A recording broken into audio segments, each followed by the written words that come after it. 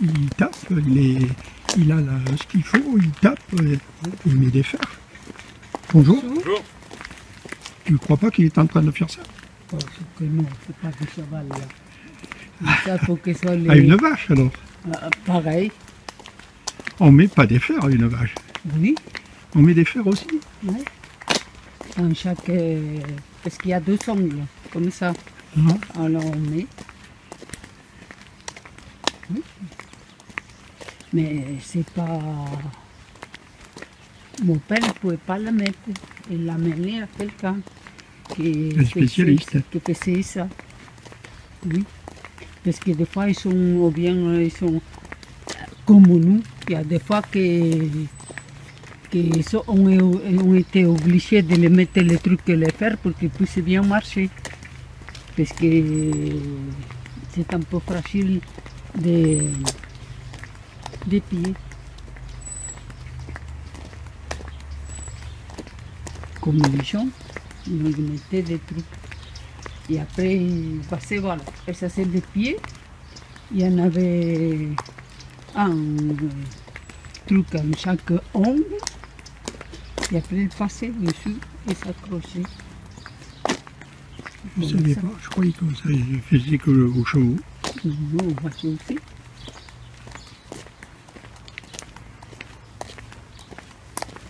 Il faudrait le faire aux tortues, peut-être, ça les aiderait. Peut-être Esmeralda a quelque chose en dessous. Non, voilà, là, depuis qu'elle a tout ça, elle est...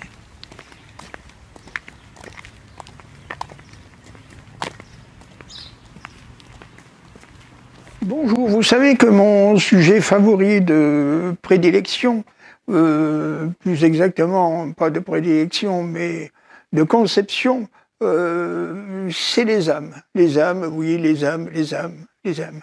Tout vient de l'instruction religieuse que j'avais suivie durant ma prime jeunesse, où la personne qui nous instruisait nous expliquait que nous sommes des âmes, hein, nous les êtres humains, et pour venir sur ce lieu qui s'appelle la Terre, nous utilisons pas le moyen des fusées Apollo et tout ça, non, pas du tout. Nous incarnons. Et pour dire la vérité, je crois vraiment, hein, à mon âme et conscience, je crois vraiment que les moyens pour sortir de cette matrice, parce que là où nous nous trouvons, c'est une sorte de cage, hein, une cage, et il y a un seul moyen pour sortir, c'est spirituellement. C'est pas de la matière, c'est du spirituel. C'est pour ça d'ailleurs que j'avais fait plusieurs vidéos sur l'ère du Verseau. Et la dernière, malheureusement, n'a pas été beaucoup retardée parce qu'elle n'était pas bonne. Hein. Je n'ai pas su exprimer vraiment ce qu'il faut exprimer. Nous sommes des âmes.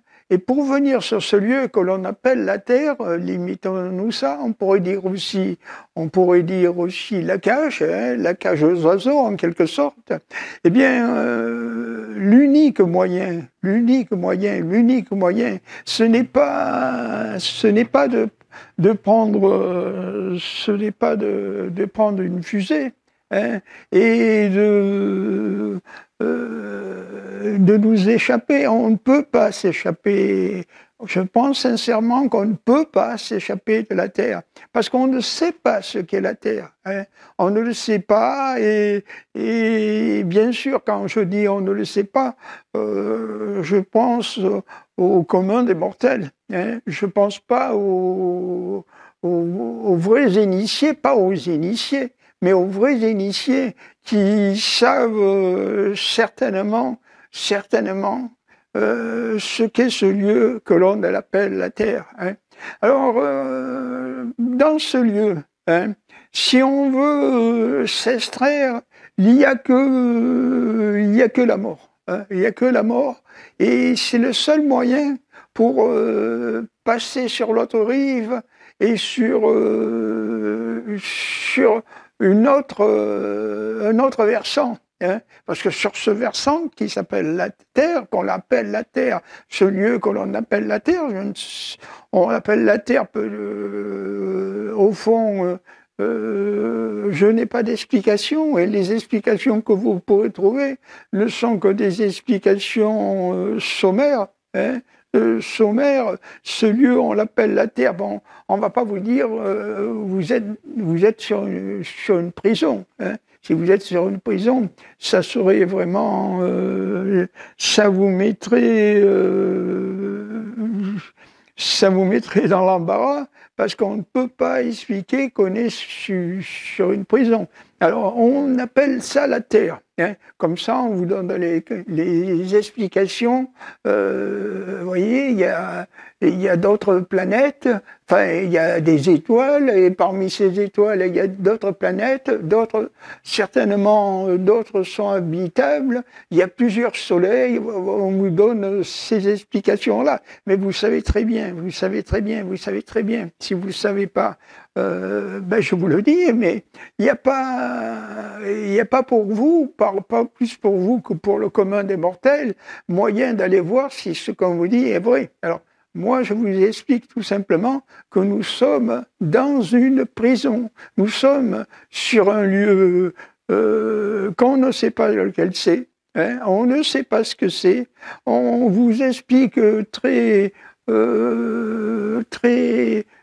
d'une façon très substantielle que c'est une planète, c'est un astre sphérique. Vous n'allez pas voir s'il est sphérique ou pas, mais enfin ça c'est un autre débat. Et pour pouvoir s'en extraire, ben on crée des appareils, on crée des fusées, hein, c'est le nom qu'on a donné, et qui décollent et qui vous amènent dans les cieux. On ne sait toujours pas avec certitude si les missions Apollo ont été réelles ou pas, hein, et si ça ne masque pas une sorte d'impasse, parce qu'on ne peut pas vous dire on n'a pas envie de vous dire ce qu'est ce lieu. Et certainement que l'immense majorité des gens acceptent cette explication sommaire. Nous sommes sur une planète et on voit très bien qu'il y a au-dessus de nous, la nuit, on voit qu'il y a une voûte étoilée.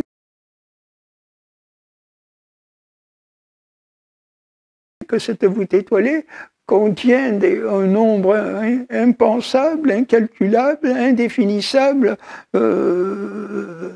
d'étoiles. Hein. Et parmi ces étoiles, certaines sont des soleils et ont, pareil que nous, des systèmes solaires, et dans lesquels on suppose qu'il peut y avoir des êtres ou moins intelligents, ou plus intelligents, ou moins intelligents que ceux qu'il y a sur Terre. Mais jamais, au grand jamais, hein, vous allez pouvoir vérifier si ce qui a été dit est vrai ou pas. Alors moi, ma conception personnelle, mais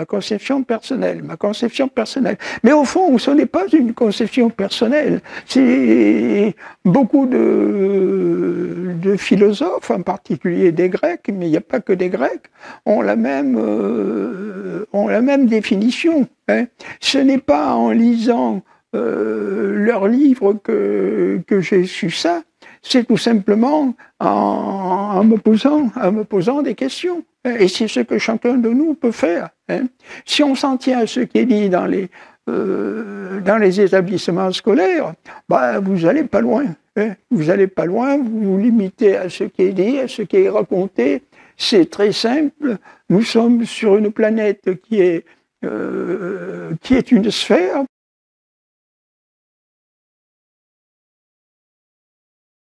dans laquelle on vous dit qu'elle a plus de 3 millions d'années, 3 millions et demi d'années, ou plus encore, mais ça ne veut rien dire quand vous n'allez pas voir. Vous n'allez pas le calculer, vous n'allez pas le savoir, vous ne savez pas, plus que moi, quand je dis personne, c'est inexact, mais il y en a bien, c'est pas la peine qu'on le sache, ça ne sert à rien, ça ne sert à rien, ça ne sert à rien. Ce que je peux vous dire, c'est que nous sommes des âmes. À la base, nous sommes des âmes. Des âmes. Une âme, ça n'a pas de substance. Ça n'a pas de substance chimique ou matérielle. Ça n'a pas de substance.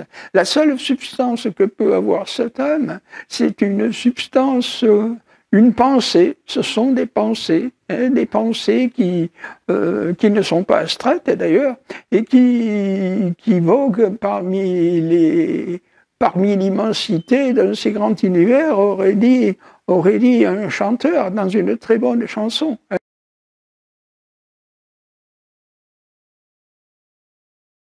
Et ces âmes, si elles veulent venir sur ce lieu que l'on appelle la Terre, il n'y a qu'un seul passage, ce n'est pas en utilisant des vaisseaux spatiaux. Il n'y a qu'un seul passage, c'est l'incarnation. L'incarnation.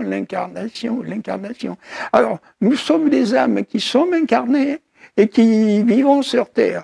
Vous verrez au début de cette vidéo, des passages où ma femme et moi discutions. D'abord, vous nous verrez sous la forme d'ombre. Vous nous verrez, d'ailleurs, je crois dans cette vidéo, que sous la forme d'ombre. Mais ce n'est pas la première fois que je vous fais voir des vidéos de mon épouse et moi-même sous forme d'ombre, parce que, avant tout, au-delà du corps, au-delà des corps, au-delà des corps terrestres, nous sommes des ombres, nous sommes des âmes, et quand nous avons un corps terrestre, nous voyons donc des ombres, mais c'est plus important de voir des ombres que de voir des corps, car les corps sont mortels d'abord, ensuite ils sont palpables, solides, alors que les ombres peuvent être immortelles, peuvent être impalpables et insolides. Mais ça, c'est un autre débat, c'est une autre question. Alors, bien entendu, ceux qui me connaissent le savent maintenant, depuis le temps que je fais des vidéos là-dessus, pour moi, nous sommes avant tout des âmes. Des âmes. Et la mort ne peut pas séparer ceux qui s'aiment. Ceux qui se sont connus sur ce lieu que l'on appelle la Terre, ceux qui se sont connus et qui ont accepté l'idée de la mort, qui ont accepté l'idée qu'il n'y a pas spécifiquement d'au-delà, et que les seules vérités sont les vérités matérielles, les vérités terrestres et les vérités comme ça, touchables, palpables, et que c'est tout, absolument tout, c'est les seules vérités. C'est bien triste, parce que c'est pas du tout les seules vérités. La principale vérité tient dans le cœur. Et les vérités de cœur, c'est que les âmes qui s'aiment, comme j'aime ma femme, comme ma femme m'aime, comme elle m'aimait, si on tient compte de sa disparition terrestre, ne peuvent pas être séparés. Ce n'est absolument pas possible. On ne sépare pas une pensée hein, on ne le sépare pas parce que les pensées des âmes, je dis bien les pensées des âmes, sont absolument immortelles. Hein. Rien n'altère une âme. Rien n'altère une âme. Rien n'altère une âme. Pareil, rien n'altère des âmes. Hein. Rien ne peut les altérer. D'abord, il n'existe pas de féminin et de masculin dans le niveau des âmes. Il n'existe ni masculin ni féminin. Il existe l'âme, c'est tout. L'âme, l'âme, l'âme. Que l'âme des uns et que l'âme des autres soient séparées, ça ne les empêche pas de s'aimer. Ça ne les empêche pas de s'aimer. Une âme, avant tout, est une pensée. Une pensée, une pensée, une pensée. Hein.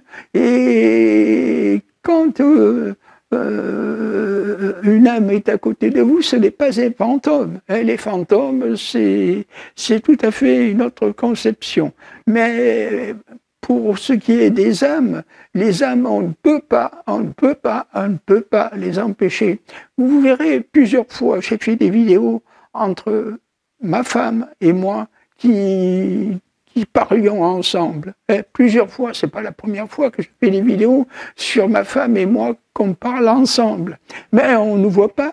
On ne voit pas, on ne voit pas. Nous sommes des âmes, dans ces vidéos, le plus souvent, nous sommes des ombres. Hein. J'avais fait une vidéo aussi sur une ombre dans la maçonnerie, parce que ma personnalité profonde, elle a toujours été comme ça, je suis une ombre. Hein. Je suis une ombre, et ça sert à rien de pas se voir comment on est. Hein? Si on est une ombre et qu'on a envie d'être un Hercule, ben on n'arrivera jamais. Hein? Hein? Par contre, si on est un Hercule et qu'on veut être une ombre, en travaillant, peut-être qu'on peut y parvenir. Ça, c'est vrai. Mais l'inverse est beaucoup plus difficile. Hein? Beaucoup plus difficile. Alors, j'ai pas toujours su. Hein. Dans mon adolescence, je pensais qu'en améliorant mon corps physique, l'apparence de mon corps physique, ça allait changer les choses. Non, pas du tout. La seule chose que j'avais à faire, c'est l'acceptation. L'acceptation, d'accepter tel qu'on est. Hein, tel qu'on est. Si la nature vous a fait avec un visage disgracieux, il n'y a pas d'autre solution qu'accepter d'avoir un visage disgracieux. Bien sûr, si vous êtes un homme ou une femme surtout, parce que l'homme c'est stupide, si vous êtes une femme excessivement belle, hein, moi je trouve des femmes vraiment très, très, très belles. Hein, je trouvais par exemple, Sylvia Kristel, très, très, très belle. Hein. Je trouve très belle Nicole Kidman. Hein. Nicole Kidman, je l'ai toujours trouvée très, très, très belle. Hein. Mais vous pouvez la rendre disgracieuse si ça devient du domaine du possible. Mais comme je suis convaincu qu'avant tout, c'est le cœur de Nicole Kidman qui est beau, donc on ne pourra jamais la rendre disgracieuse, absolument jamais. Donc je vous dis, hein, je suis persuadé, mais alors persuadé, et ça personne ne m'en empêchera, que ce lieu est un lieu d'incarnation des âmes. Voilà ce qu'est la Terre. Et on ne s'en va pas dans l'au-delà, on ne s'en va pas dans l'espace par des fusées. Tout ça, c'est du blabla. On ne part pas de ce lieu avec des fusées. On arrive en naissant par la naissance et on quitte ce lieu par la mort. Hein, c'est tout. C'est tout. C'est le seul moyen qu'il y a de quitter ce rivage. C'est un rivage et il y a d'autres rivages. Alors, est-ce qu'il y a un endroit où vivent les âmes? c'est difficile à dire, parce que je pense que les âmes peuvent suivre des parcours, et de toute façon, elles ne prennent pas de place, c'est les âmes. Hein. Même s'il y a des millions, comme le chantait, je me souviens plus son nom, Georgette Lemaire,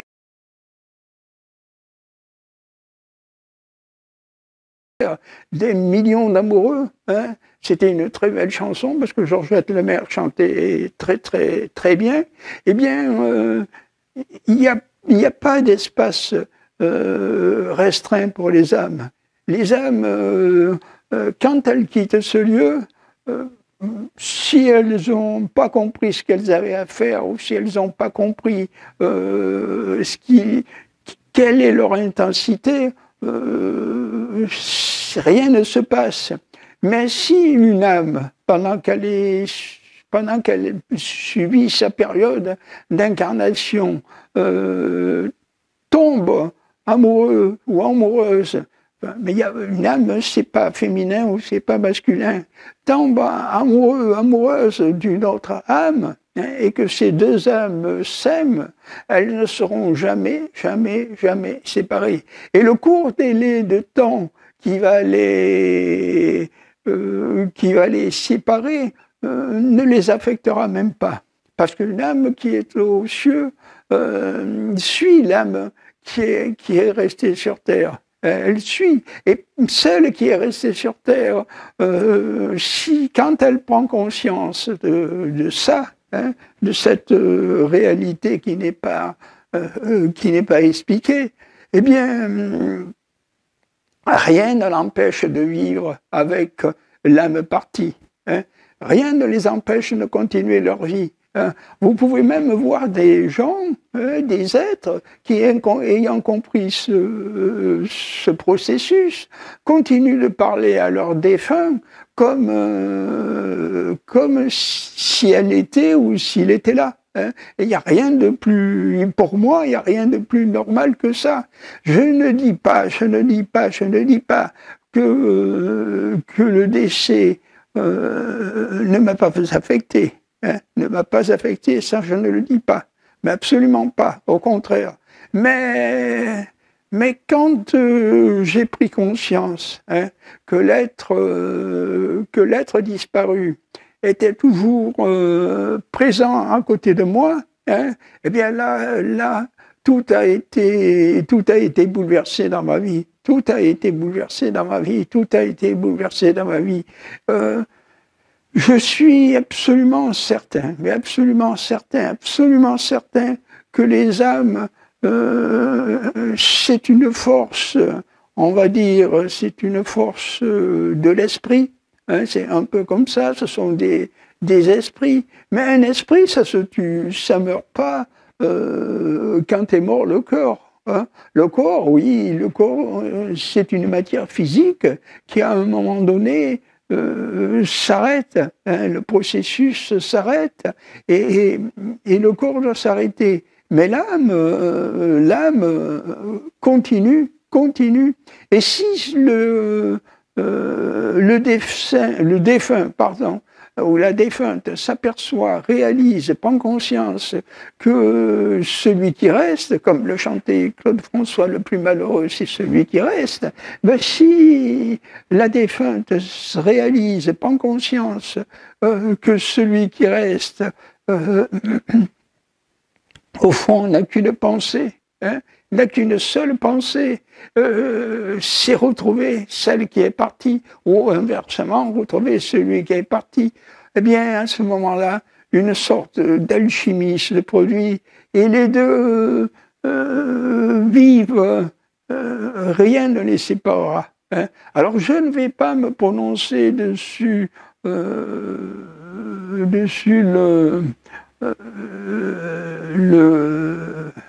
est-ce bien ou pas bien de quitter ce lieu qui s'appelle la Terre en dehors du temps terrestre normal. Hein. C'est-à-dire que si vous devez, par exemple, votre corps vous amène à avoir une durée de vie de, mettons, je dis ça comme ça, mettons 90 ans, eh bien, que vous devez absolument vivre jusqu'au moment du décès normal, ça je ne sais pas. Hein. Les religieux semblent avoir une obsession en tête, hein, pour vous dire non, vous n'avez pas le droit, vous n'avez pas le droit, vous n'avez pas le droit. Mais je ne sais pas tous les religieux. Je sais que dans les 3 religions monothéistes, oui, les 3 sont d'accord, hein, sur ce sujet. On n'a pas le droit de mettre un terme au temps terrestre normal. On n'a pas le droit. C'est comme ça. Je ne sais pas si d'autres religieux voient ça autrement ou pas. Ça, vous pouvez vous renseigner là-dessus. Mais moi, en ce qui me concerne, j'ai l'intime conviction, vous savez, du temps où on était juré, hein, qu'on était choisi pour se prononcer oui ou non contre, oui ou non pour la peine capitale sur quelqu'un. Hein. Il y avait des personnes qui étaient choisies au hasard et qui ne pouvaient pas faire à moins que participer au jury et se prononcer, oui, oui c'est bien, c'est pas bien, enfin se prononcer. Hein. Eh bien à ce moment-là, on avait une prise de conscience et il fallait, en son âme et conscience, dire ce qu'on pensait ou choisir, enfin déterminer est-ce que vous pensez que c'est bien, est-ce que vous pensez que c'est mal de condamner telle personne à la peine capitale. Ben, ça, je ne sais pas. Mais moi, en ce qui me concerne, je l'ai toujours dit et je ne vois pas de raison de changer.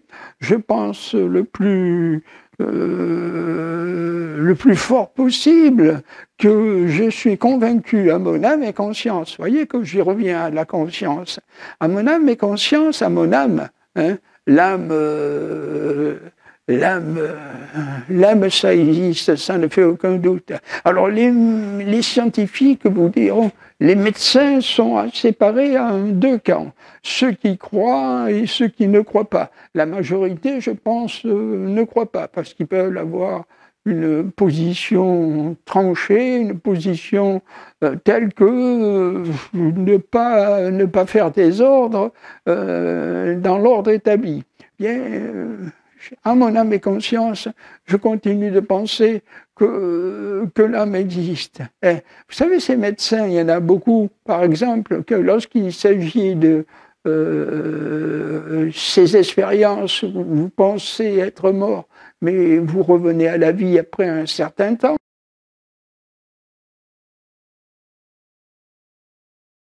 hein, y a des médecins qui croient, qui trouvent ça possible. Hein, vous pouvez trouver des livres sur ces personnes qui ont fait ces expériences de mort.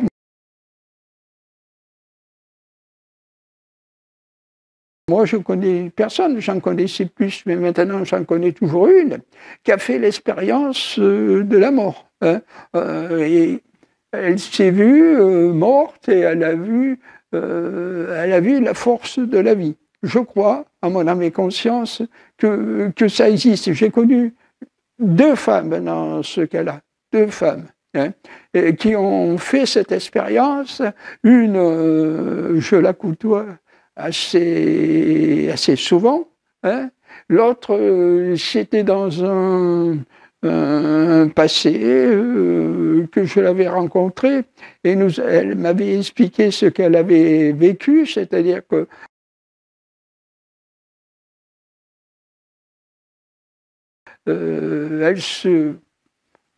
elle savait qu'on la considérait comme morte et son esprit ou son âme, si vous voulez, était au-dessus du monde où elle se trouvait, le monde terrestre, et voyait les gens autour, la famille ou les amis autour d'elle-même, hein, autour de son corps, resté sur Terre, et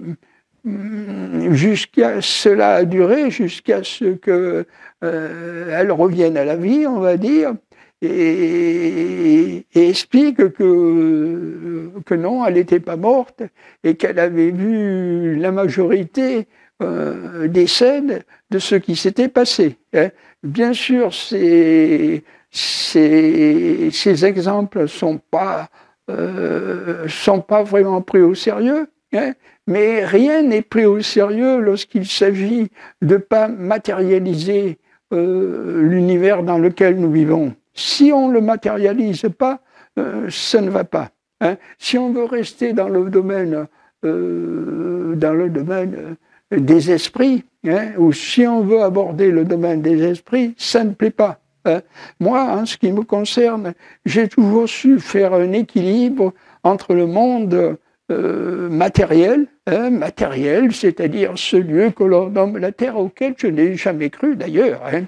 Je ne sais pas pourquoi. Aussi bien que je remonte dans le passé, je me posais des questions sur ce lieu. Hein. J'ai toujours l'impression, le souvenir, mais un souvenir flou, d'une sorte d'ancien moi. Hein, et ce moi, il était probablement aussi curieux que je le suis moi-même. Et il a voulu venir s'incarner pour venir sur ce lieu que l'on appelle la Terre. Et là, il y est depuis ma naissance. Et il continue de se poser des questions. Et il ne s'arrêtera jamais de se poser des questions, parce que la vie, pour lui, c'est se poser des questions. Mais en tout cas, ce qu'il sait, mais alors ça, il le sait 100%. Souvenez-vous de cette admirable chanson de Monsieur Johnny Hallyday, « Pour moi, la vie va commencer ». Ben, vous savez, pour lui, il avait, comme l'âge du Christ, c'est pas un hasard d'ailleurs, hein, il a connu celle qui était devenue sa femme à l'âge de 33 ans. À l'âge de 33 ans. Et là, sa vie terrestre, qui n'avait aucun sens, hein, absolument aucun sens, enfin a trouvé un sens, C'est un peu pour ça qu'avant l'âge de 33 ans, il a connu comme Rimbaud et Verlaine des sortes d'échappatoires, hein, mais rien ne lui a apporté satisfaction, absolument rien. La satisfaction, elle est venue quand, à l'âge de 33 ans, il a connu celle qu'allait devenir sa femme.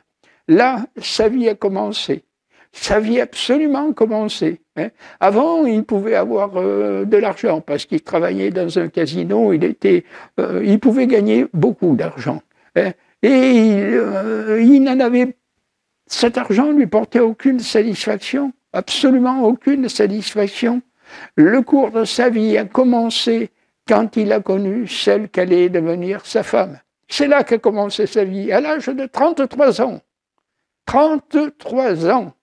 Et comme par hasard, sa vie s'est arrêtée quand il a quitté celle, quand elle l'a quitté, celle qui était devenue sa femme, quand elle est décédée, hein, c'est-à-dire 41 ans plus tard. Hein, et il est persuadé, et vous voyez que je parle de moi à la troisième personne, parce que c'est plus facile pour moi. Certaines fois, j'ai besoin de parler à la troisième personne.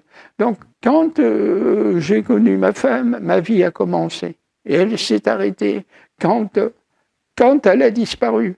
Hein. Mais je suis intimement convaincu, mais mon âme et conscience, parce que je crois que les âmes existent, et je crois aussi que la conscience existe. Hein. Je pense qu'on est une période particulière, Je crois également, je l'ai déjà dit, mais peu y font attention, que les airs existent. Hein. Je crois que nous avons commencé depuis un bon moment déjà à quitter l'ère des poissons, hein, l'ère qui est née, que le christianisme est né au début de l'ère des poissons. Hein. Le christianisme a suivi l'ère des poissons. Et comme par hasard, mais il n'y a pas de hasard, il a commencé à s'effriter, il a commencé à mourir, on va dire, quand le christianisme a commencé à mourir, quand l'ère des poissons commençait à disparaître. Hein. C'est là qu'est né le christianisme. Il est né au moment que l'ère des poissons a commencé à éclore. C'est là que le christianisme a commencé, c'est là qu'on le voit, il y a 2000 ans, plus de 2000 ans. Et aujourd'hui, le christianisme, vous voyez très bien que malgré les efforts terrestres qu'il fait, il s'en va. Il s'en va. Et s'il reviendra, non, il ne s'en va pas pour revenir, c'est sûr qu'il s'en va. Mais en tout cas, ce lieu que l'on appelle la Terre, ce lieu que l'on appelle la Terre, et je n'ai pas d'explication sur ce que c'est. Je n'ai pas d'explication, mais simplement, je ne crois pas à la version officielle. Je ne crois pas à la version officielle. J'ai l'intime conviction que c'est un lieu d'incarnation des âmes. C'est tout. L'incarnation des âmes. Les âmes se trouvent on pourrait dire, dans les cieux. Et quand elles veulent voir ce qui se passe sur la terre, elles viennent s'incarner. Et si, quand elles s'incarnent, pendant le court passage qu'elles viennent passer sur ce lieu, une âme et une âme, deux âmes tombent amoureuses l'une de l'autre, rien ne les séparera. Rien ne les séparera.